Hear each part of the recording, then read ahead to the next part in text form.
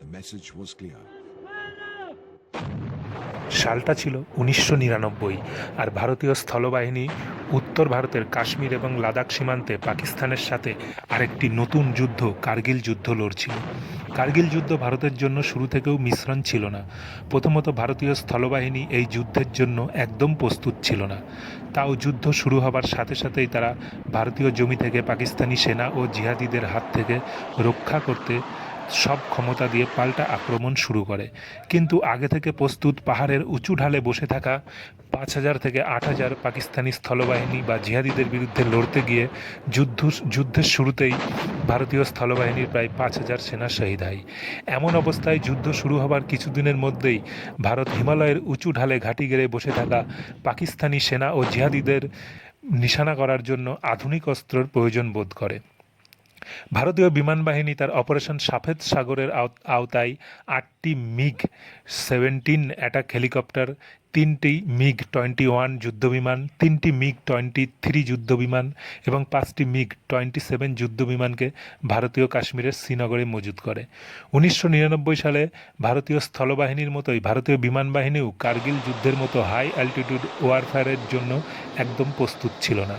সবচেয়ে বড় মুশকিল ছিল পাকিস্তানি স্থলবাহিনী ও পাকিস্তানি বিমান বাহিনী 1980 হতেই পার্শ্ববর্তী আফগানিস্তানে চলা সংঘর্ষের এক্সকিউজ দিয়ে মার্কিন যুক্তরাষ্ট্র, ব্রিটেন, ফ্রান্স ও চীনের হাতে থেকে অত্যাধুনিক air defence radar, SAM missile, MANPAD missile, anti aircraft gun, যুদ্ধবিমান ও আর্টিলারি গান কিনেছিল। ভারতীয় বিমান বাহিনীর দ্বিতীয় সমস্যা ছিল হিমালয়ের পর্বতের ঢালে লুকিয়ে থাকা Pakistani bunker, machine gun post, mortar post, communication post, supply স্টোরেজগুলোকে খুঁজে বার করা। এই অবস্থায় ভারতীয় বিমান বাহিনীকে পাকিস্তানি স্থল ও জিহাদি বাহিনীর কেন্দ্রগুলো খুঁজে তাদের মার্কিনি স্টিঙ্গার ও চীনের ম্যানপাড থেকে বেঁচে তাদের ওপর বোম ও আনগাইডেড রকেট দিয়ে হামলা করতে হচ্ছিল।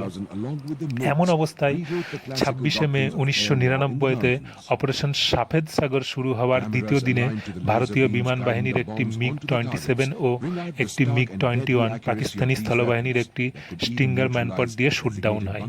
এই অবস্থায় কার্গিল যুদ্ধে অপারেশন সাফেদ সাগর শুরু হবার মাত্র দুদিনের মধ্যেই ভারতীয় বিমান বাহিনীর দুটো বিমান হারাতে হয়েছিল।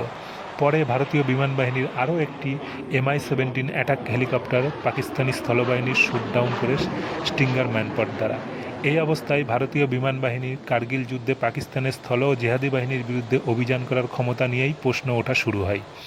তখন ভারতের বিমান বাহিনীর প্রধান, ভারতের প্রতিরক্ষা মন্ত্রী, স্বরাষ্ট্রমন্ত্রী ও প্রধানমন্ত্রীকে ভারতীয় বিমান বাহিনীর অত্যাধুনিক রেকন ক্যামেরা, ম্যানপাড ও শত্রু দেশের মিসাইলকে জাম করতে সরঞ্জাম ও লেজার গাইডেড বোমের ও ড্রোনের সম্বন্ধে প্রয়োজনগুলি ভারতীয় বিমান বাহিনীর কাছে যেগুলো দরকার ছিল সেগুলো জানায়।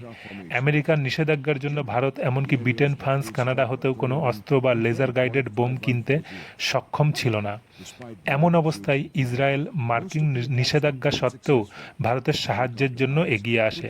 তখন ইসরায়েলের প্রধানমন্ত্রী ও প্রতিরক্ষা মন্ত্রীর সাহায্যে ভারতীয় দূতাবাসে কার্গিল যুদ্ধের জন্য ইসরায়েলের কাছে ভারতের সাহায্যের সরকারি উত্তর আসে।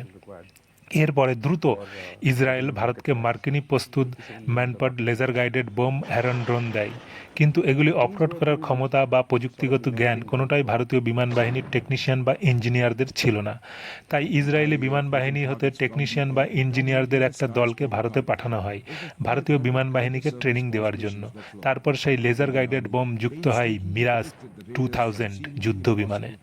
ফলে ইন্ডিয়ান এয়ারফোর্সের একটা দারুণ রকম সাফল্য আসে। বলা চলে ভারতীয় বিমান বাহিনীর এইরূপ আক্রমণে তোলনিং, বাটালিক, দ্রাসগুলিতে পাকিস্তানের সুরক্ষা ব্যবস্থা পুরো গুড়িয়ে যায়। বাকি কাজ ভারতীয় স্থলবাহিনী করে দেয়। অন্যদিকে ভারতীয় বিমান বাহিনী টাইগার হিলতে প্রথম লেজার গাইডেড বোম ব্যবহার করে।